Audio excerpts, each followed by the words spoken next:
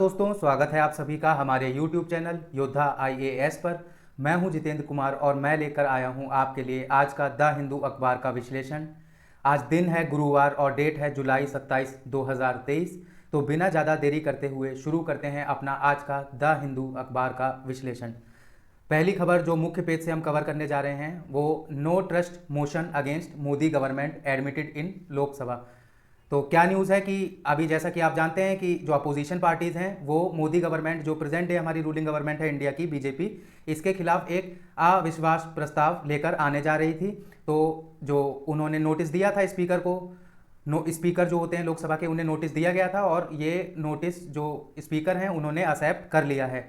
तो अविश्वास प्रस्ताव जिसे हम इंग्लिश में कहते हैं नो कॉन्फिडेंस मोशन, वो लाया जाएगा अब पार्लियामेंट में इसी सत्र में। मॉनसून सेशन जैसा कि आप जानते हैं चल रहा है पार्लियामेंट का, तो इसी सत्र में नो कॉन्फिडेंस मोशन लेकर आ रहे हैं अपोजिशन पार्टी मोदी गवर्नमेंट के खिलाफ और ये अप्रूव कर लिया गया है। तो हमने कल के न्यूज़पेपर में समझा था नो कॉन्फिडेंस मोशन के बारे में, जिसने नहीं देखा है वो कल का हमारा सेक्शन देख सकते हैं 26 जुलाई का। वहाँ पर आपको नो कॉन्फिडेंस मोशन के बारे में जो भी डिटेल्ड प्रोविजंस हैं हमारे रूल्स में, मैंने वहाँ पर मेंशन की हैं सारी जो भी डिटेल प्रोविजंस हैं। तो बेसिकली मैं जो नए दर्शक हैं उनके लिए बता देता हूँ, नो कॉन्फिडेंस मोशन को हिंदी में हम कहते हैं अविश्वास प्रस्ताव।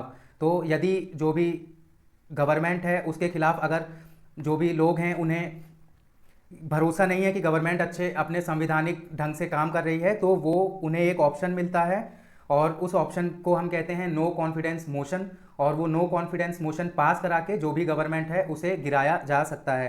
तो इसी नो कॉन्फिडेंस मोशन को कल लोकसभा ने एक्सेप्ट कर लिया है और ये लाया गया है कांग्रेस के डिप्टी लीडर जो हैं गौरव गोगोई की तरफ से। और जो मुद्दा दिया गया है, क्योंकि जैसा कि आप जानते हैं कि नो कॉन्फिडेंस मोशन लाने के लिए एक टॉपिक देना अनिवार्य होता है, तो जो टॉपिक दिया गया है, जो मुद्दा दिया गया है वो मणिपुर में जो हिंसा चल रही है उससे रिलेटेड है।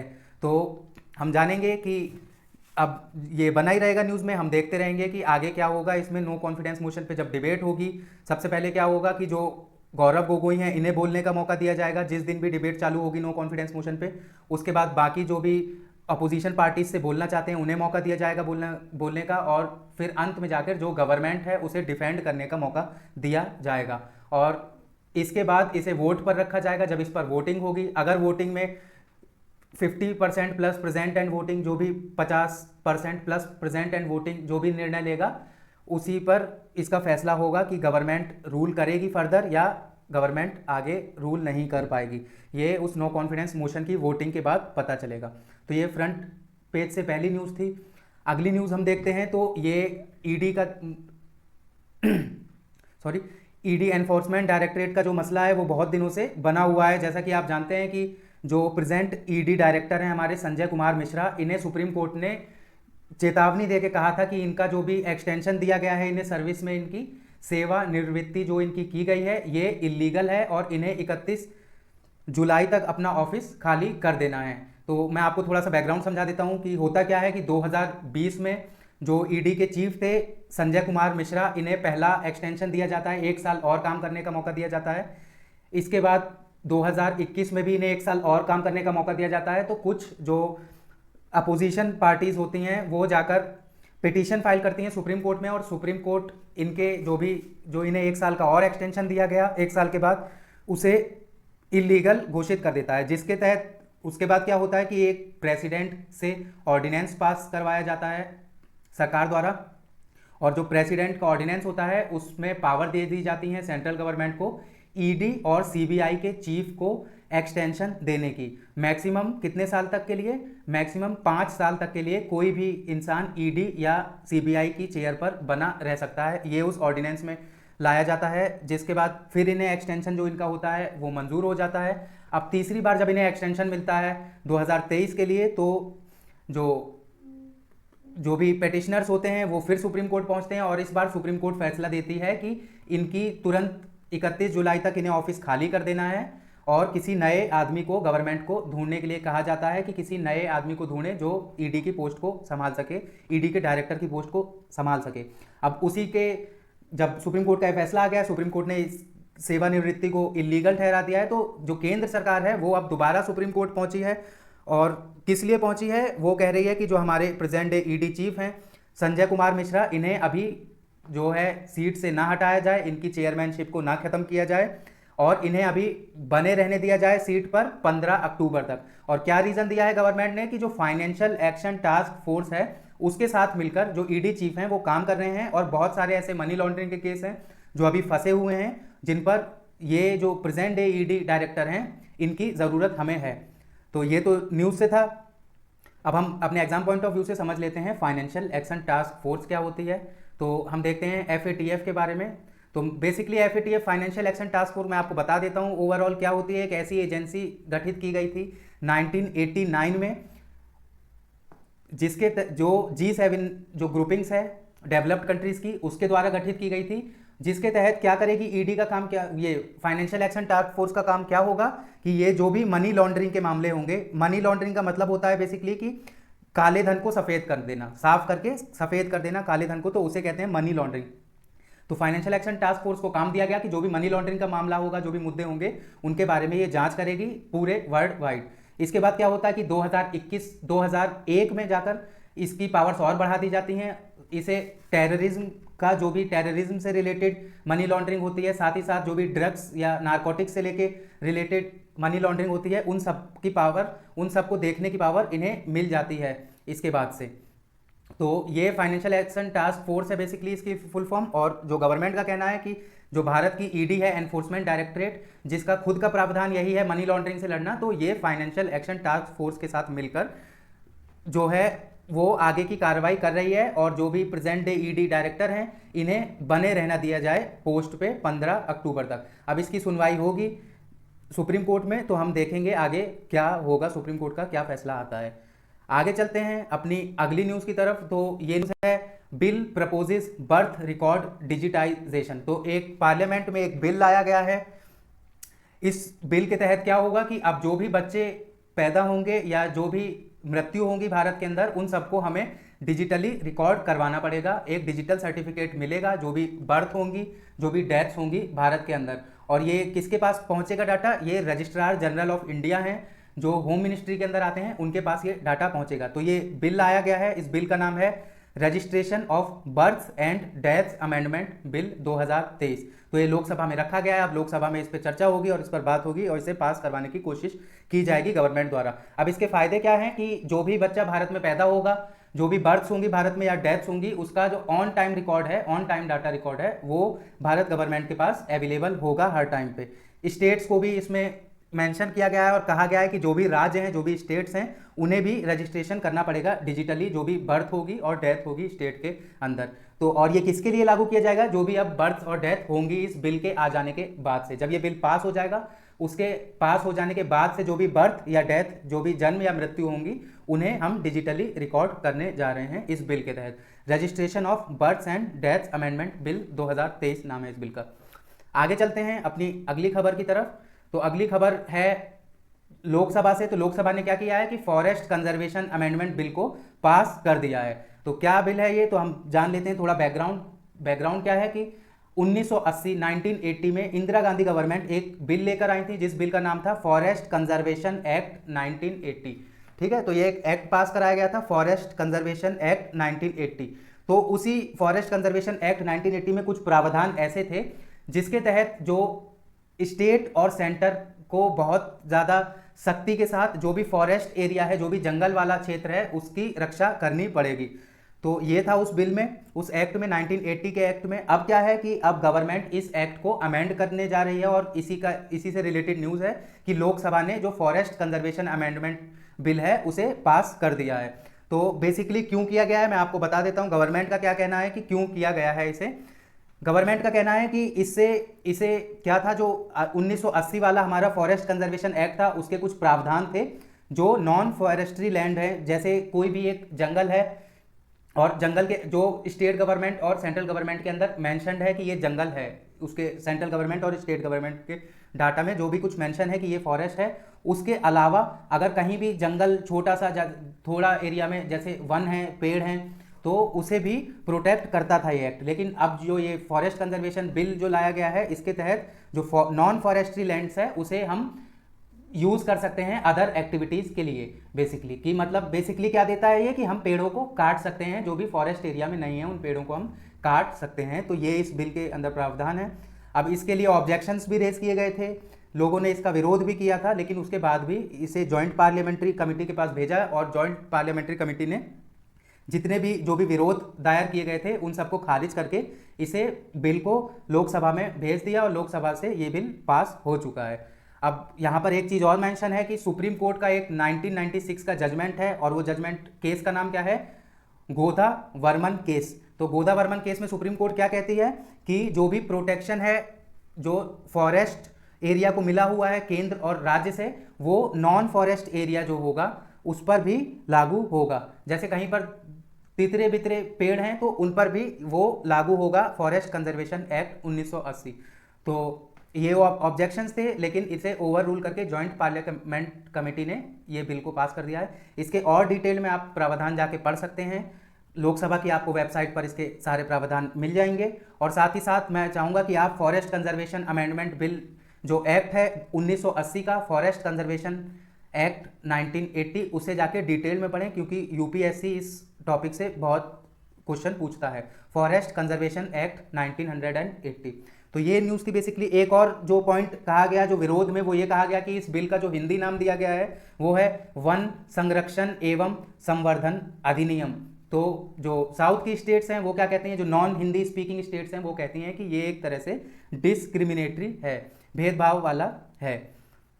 और जो एनवायरनमेंट मिनिस्टर हैं भूपेंद्र यादव जो लेकर आए हैं इस बिल को, तो उन्होंने एक और चीज़ कही कि जो हमारे सैनिक हैं जो सब जीरो, जो जीरो से कम के टेम्परेचर पर लद्दाख एरिया में हैं, तो वहाँ पर क्या होगा कि इस बिल के आ जाने के बाद बेटर रोड्स उन्हें मिल जाएंगे। क्योंकि अभी तक ये था कि जो फॉरेस्ट कंजर्वेशन एक्ट था 1980 का, ये रोक देता था पेड़ों को काटने से नॉन फॉरेस्ट्री एरिया में, लेकिन अब इस बिल को पास हो जाने के बाद ये ऑप्शन अवेलेबल होगा कि हम उन पेड़ों को काट सकते हैं। अब ये बिल राज्यसभा पहुंचेगा, राज्यसभा में देखते हैं क्या होता है, उसके बाद अगर राज्यसभा से पास होता है तो ये एक्ट बन जाएगा।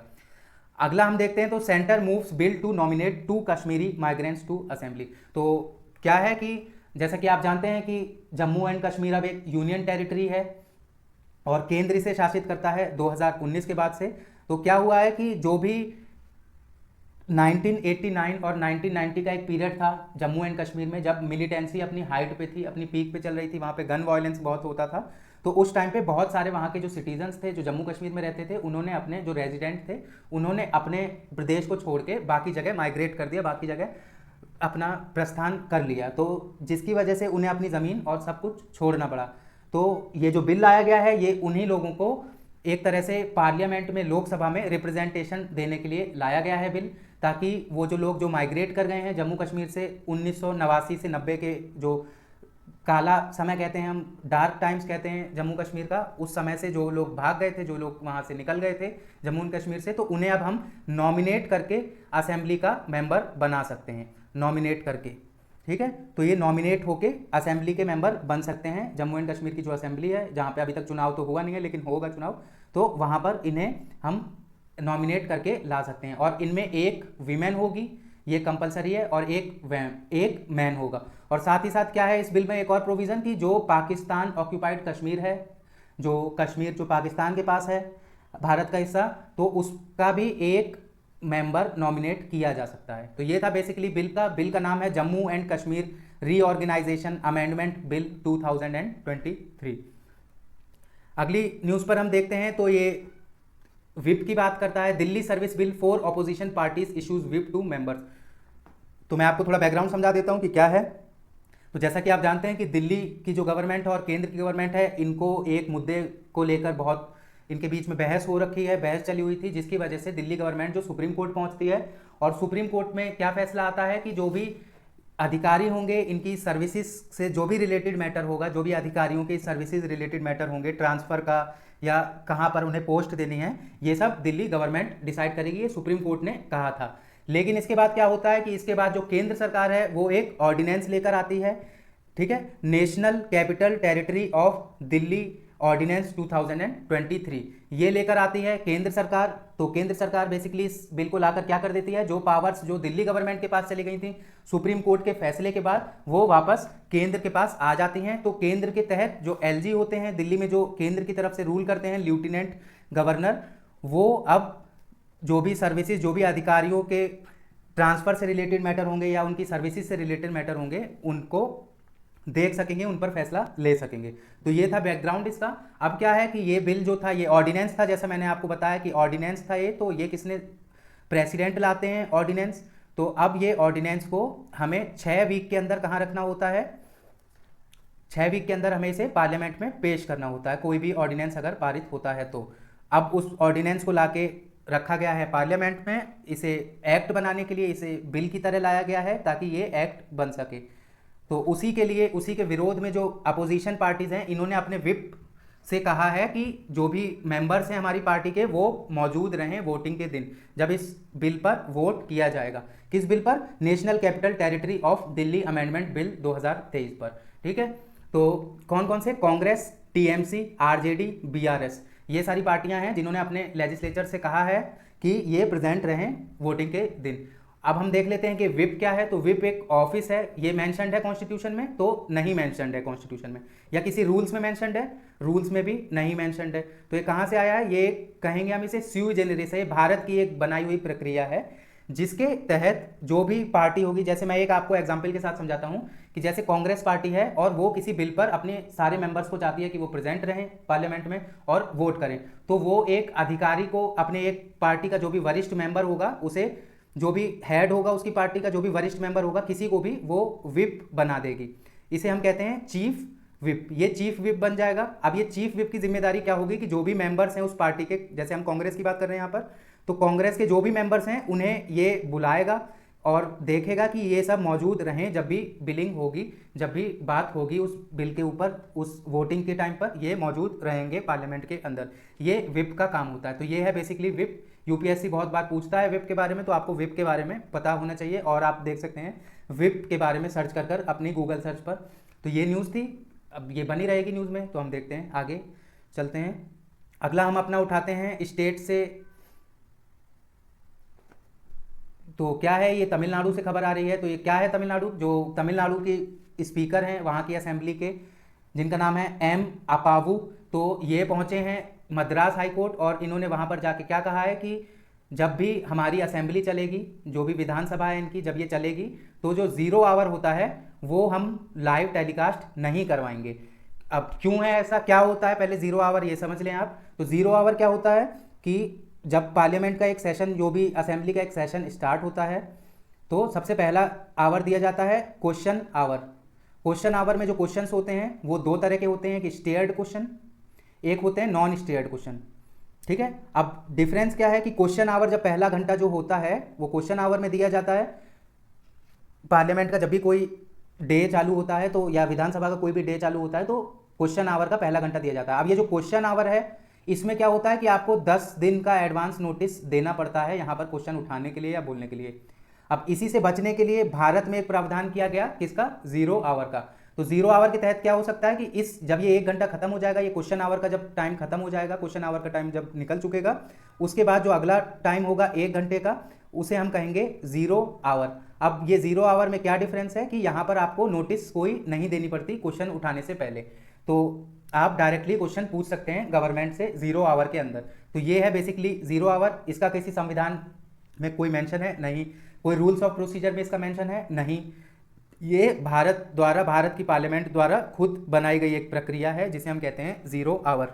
ठीक है, तो यही थी बेसिकली न्यूज़। अगले अपने चलते हैं, तो हम सीधे पहुंचते हैं एडिटोरियल सेक्शन में। पहला एडिटोरियल बहुत इंपॉर्टेंट होने जा रहा है, तो हम पहला एडिटोरियल पूरा वर्ड बाय वर्ड कवर करने की कोशिश करेंगे। ये बहुत इंपॉर्टेंट एडिटोरियल है, shedding more light on the डेब्ट डिलेमा। तो बेसिकली मैं आपको थोड़ा सा बता देता हूँ बैकग्राउंड में कि ये क्या बात करने जा रहा है। ये बात करेगा जो भी उधारी है, डेब्ट है भारत के ऊपर, उसकी बात करने जा रहा है। कैसे भारत के ऊपर पूरे ओवरऑल जब इंडिया को हम देखेंगे केंद्र की तरफ से और राज्यों को देखेंगे जब, तो कैसे सबके ऊपर जो कर्ज है वो बढ़ चुका है स्टेट्स में और साथ ही साथ भारत में।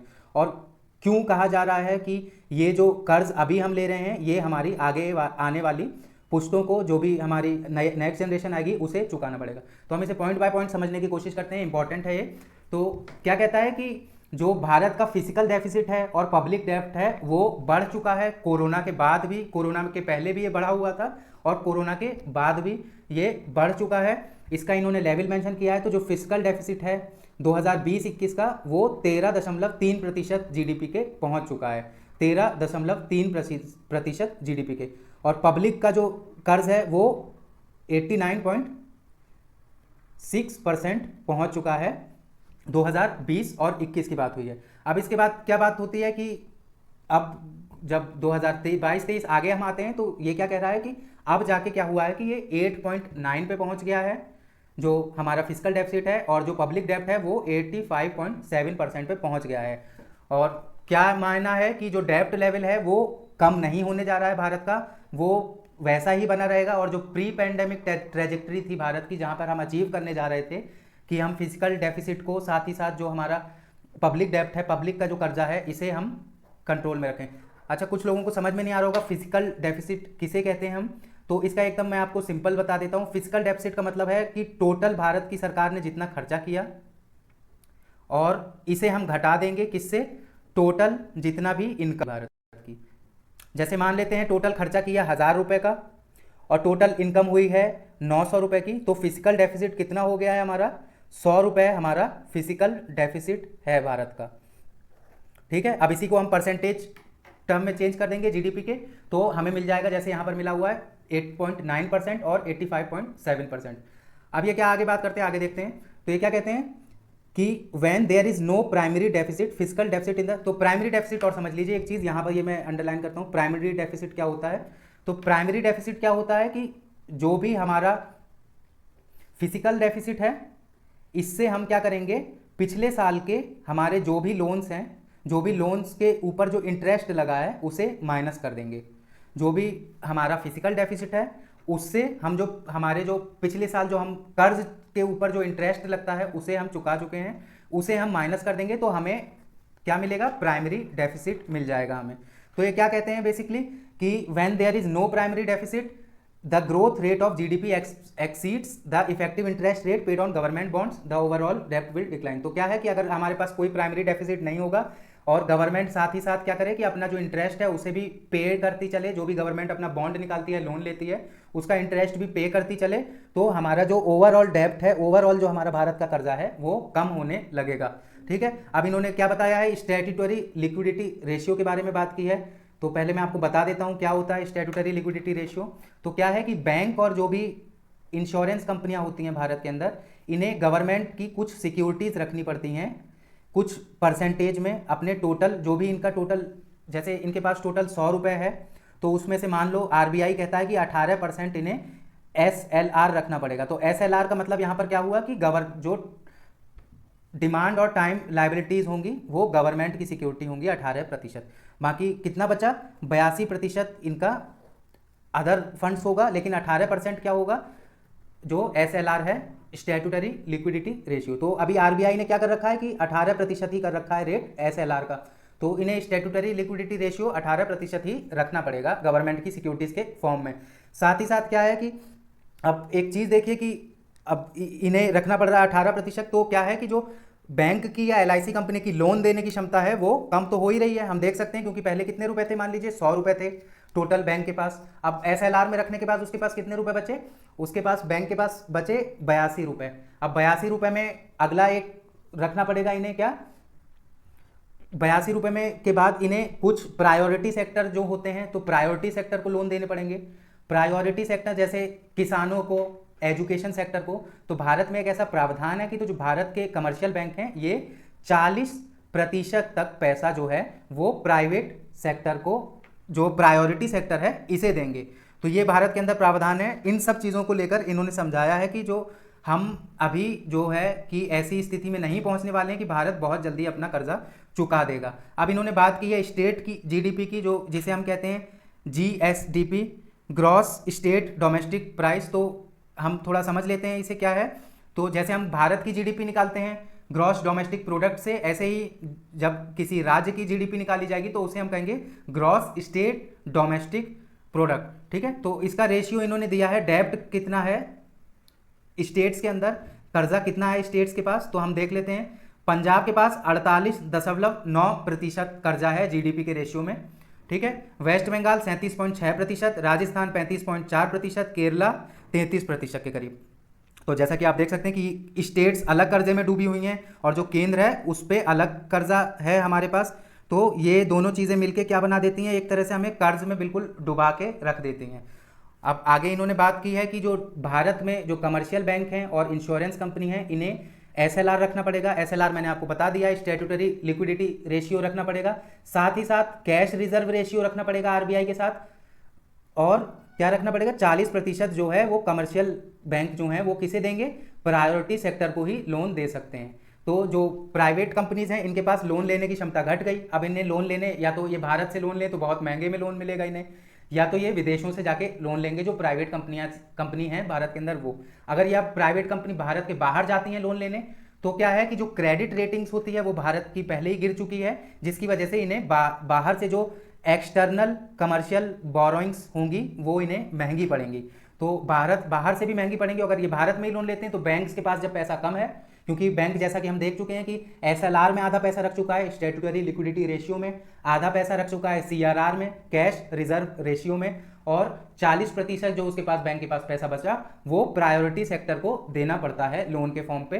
प्रायोरिटी सेक्टर में क्या क्या आएंगे, बैंक जो भी लोन देता है किसानों को, मजदूरों को, स्कूल के एजुकेशन के लिए, और भी जो house hold sector priority micro industries को जो भी लोन देता है, तो ये प्रायोरिटी सेक्टर लैंडिंग 40% देना पड़ेगा।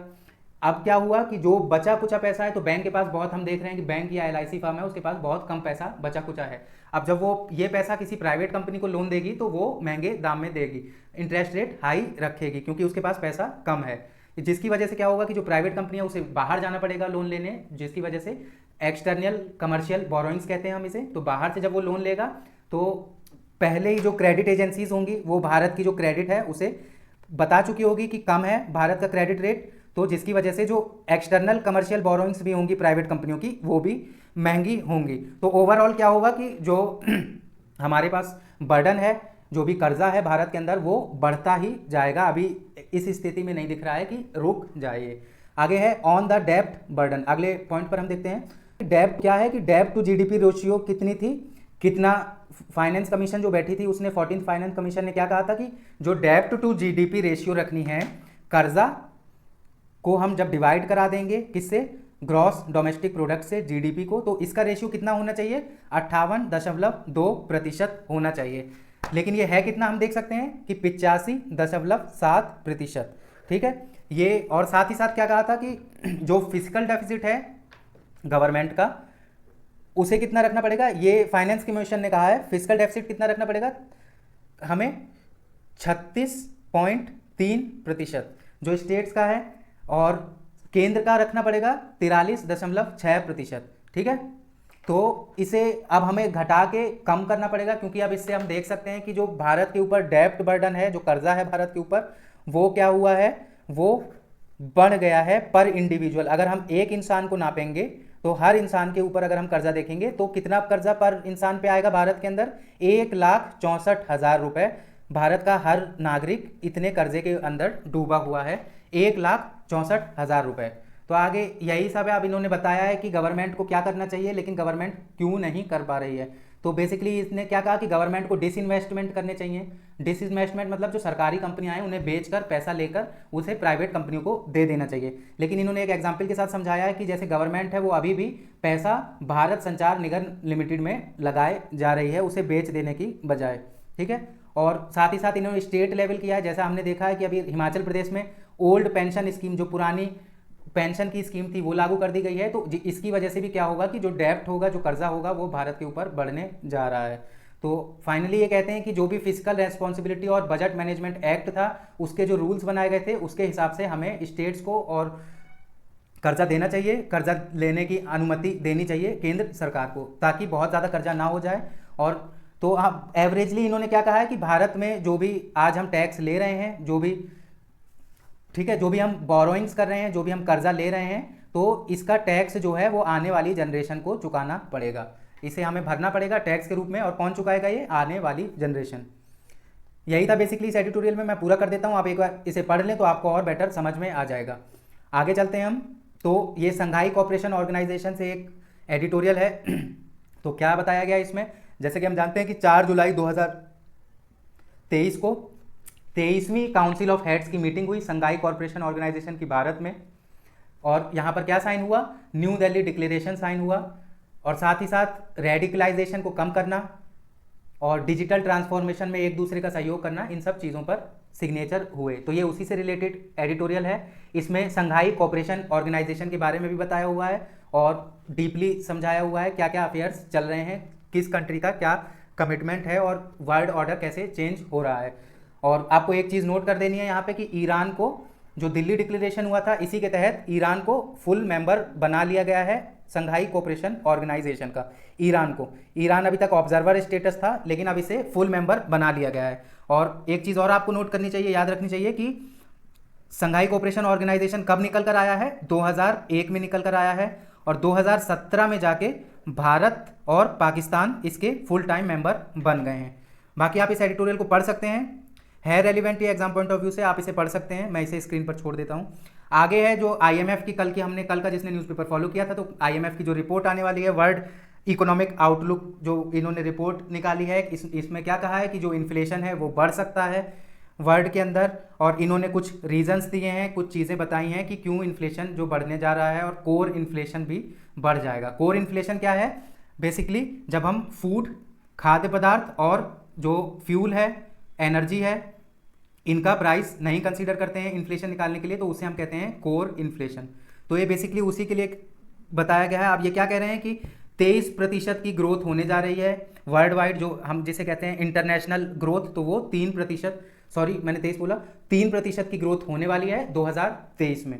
ठीक है, इन्होंने बहुत सारे चैलेंजेस की बात की कि जैसे यूएस में बैंक फेलियर्स हो रहे हैं, और भी चैलेंजेस की बात की है यहाँ पे। इन्होंने यूनाइटेड स्टेट्स के जो बैंक फेलियर्स हैं उनकी बात की है, चाइना में बात किया कि जो लॉकडाउन खत्म हो जाने के बाद भी चाइना अभी अपने रिकवरी स्टेट पर नहीं आया है। जैसा कि हम जानते हैं कि चाइना एक एक्सपोर्ट करने वाली कंट्री है, तो चाइना के जो एक्सपोर्ट कर्व है वो भी अभी हाई नहीं पहुंच पाया है, वापस अपनी स्थिति में नहीं पहुंच पाया है।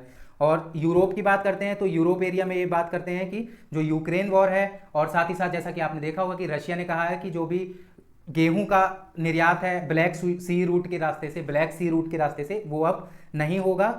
क्यों? यूक्रेन और रशिया की जो वॉर चल रही है इस वजह से। तो इसकी वजह से जो यूरोप में जो गैस के प्राइस हैं वो भी बढ़े हुए हैं। तो यही है बेसिकली, पढ़ सकते हैं आप इसे एडिटोरियल को। हम आगे चलते हैं, ओपिनियन सेक्शन से हम उठाते हैं जो, जैसा कि आप अगर हमारा न्यूज़पेपर फॉलो कर रहे हैं तो मैंने आपको बताया था कि जो नॉन बासमती राइस है भारत में, तो भारत ने क्या किया है, इसके निर्यात पे बैन लगा दिया है, इसका निर्यात नहीं कर सकता भारत में, भारत इसका निर्यात अब नहीं करेगा नॉन बासमती राइस का। और क्यों किया गया है ऐसा? क्योंकि भारत में जो खाद्य पदार्थ के दाम हैं, जो चावल बेसिकली, इसके दाम बढ़ने जा रहे थे और बढ़ने लगे थे, तो इसी वजह से इंडिया ने बैन लगा दिया है नॉन बासमती राइस पे। तो इसी से रिलेटेड न्यूज़ है, क्या है, India's rice export ban impacts Asian and African Nations most. तो यहाँ पे एक चार्ट फॉर्म में प्रेजेंट किया है, मैं आपको चार्ट पूरा समझाऊंगा। क्या कहा गया है इसमें कि एशिया और अफ्रीका के जो नेशन हैं ये सबसे ज़्यादा भारत के जो एक्सपोर्ट बैन लगाया गया है राइस पे, इससे अफेक्ट होंगे। एशिया और अफ्रीका के जो नेशंस हैं सबसे ज़्यादा।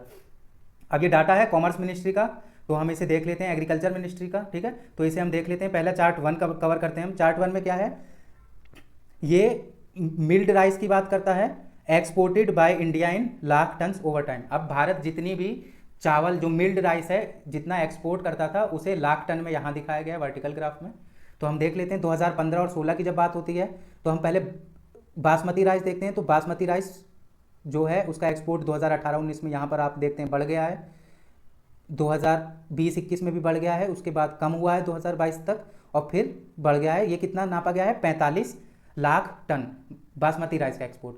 अब हम नॉन बासमती राइस का एक्सपोर्ट देखते हैं ऐसे ही 2015 से स्टार्ट करके, तो ये बढ़ा है, घटा है, फिर अब बढ़ता जा रहा है। तो कितना पहुंच गया है, 64 lakh ton non basmati rice. इसी पर एक्सपोर्ट बैन लगाया गया है, तो ये बहुत इफेक्ट करने जा रहा है। आगे देखते हैं पारबॉइल्ड राइस को, तो ये भी 78 लाख टन। सबसे ज़्यादा कौन सा एक्सपोर्ट होता था, पारबॉइल्ड राइस, उसके बाद नॉन बासमती राइस, फिर बासमती राइस। तो जो बैन लगा है नॉन बासमती राइस से, इससे अब इफेक्ट होने जा रहा है। अब चार्ट 2 देख लेते हैं हम, तो ये हमें क्या बताएगा, नॉन बासमती वाइट राइस। ठीक है, नॉन बासमती वाइट राइस की बात करेगा, टॉप 50 इंपोर्टर जो खरीदते थे भारत से। तो देख लेते हैं, यूएस वगैरह ये सब कम पे हैं, यूएस कम है, श्रीलंका, घाना, इराक ये कम है, कतर, सऊदी अरब। अब हम ज़्यादा देखते हैं तो केनिया बहुत इंपोर्ट कराता था भारत से, यूएई, मलेशिया, बेनिन, मेडागास्कर और नेपाल करीबन 4.57 लाख टन भारत से नॉन बासमती वाइट राइस लेता था, खरीदता था। अब टेबल 3 चार्ट 3 देखते हैं, तो ये एवरेज क्वांटिटी बताता है मिल्ड राइस की जो खरीदी गई है पर ईयर 2019 से 2023 तक के बीच में टन्स में। तो नेपाल की जो डिपेंडेंसी है भारत के ऊपर देखते हैं तो नेपाल की कितनी है डिपेंडेंसी, 99%। तो भारत पे नेपाल 99% डिपेंड करता है अपने नॉन बासमती राइस जो भी चावल है इसे खरीदने में। भारत से नेपाल सबसे ज़्यादा इफेक्टेड होगा। सऊदी अरेबिया बहुत खरीदता है भारत से, इथोपिया, यूएई, ठीक है। ये क्वांटिटी है 1 lakh ton, 3 lakh ton, 5 lakh ton, 7 lakh ton, 9 lakh ton. तो सऊदी अरेबिया यहाँ पर है, इथोपिया है, यूएई है, यूएस कम पे है, सूडान वगैरह ये सब कंट्री यहाँ की है। तो हायर डिपेंडेंसी सबसे ज़्यादा किसकी है, सब सहारन अफ्रीकन कंट्रीज़ की, ये देख सकते हैं हम यहाँ पर, ठीक है। आगे अगली जो टेबल बताती है ये एरिया कवर्ड बाय राइस, ठीक है। भारत के अंदर कौन कौन सी स्टेट में कितना एरिया कवर कर रही है जो राइस की खेती है, धान की खेती है। छत्तीसगढ़ में यूजुअल एरिया कवर्ड हम देखते हैं तो 21.37 रहता है, लेकिन कितना कवर हुआ है, कम हो गई है।